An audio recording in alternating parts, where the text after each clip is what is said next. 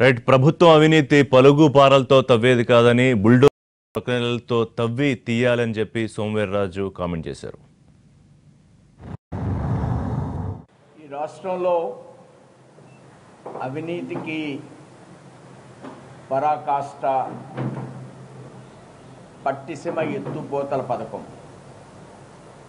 ఇంకా అనేక రకాలైనటువంటి అవినీతి రాష్ట్రంలో జరుగుతుంది. ఈ అవినీతిని తవ్వడానికి గుణపాలు సరిపోవు. ఈ అవినీతిని పెకిలించడానికి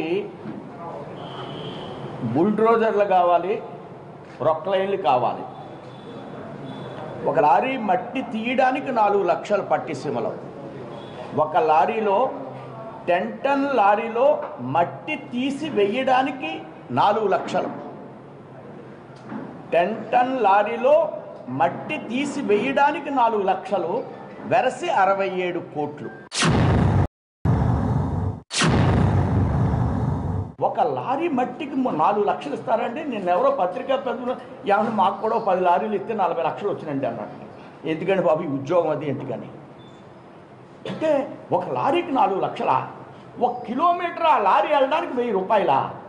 1 కిలోమీటర్ ఆ లారీ వెళ్ళి బయట మట్టి పాడేయడానికి 1000 రూపాయలా? మా జిల్లాలో మట్టి తవ్వు కింద వెళ్ళిపోమంటే ఊరికినే వాళ్ళే రైతులు వచ్చి తవ్వుకుపోయేవారు ఈ మట్టిని.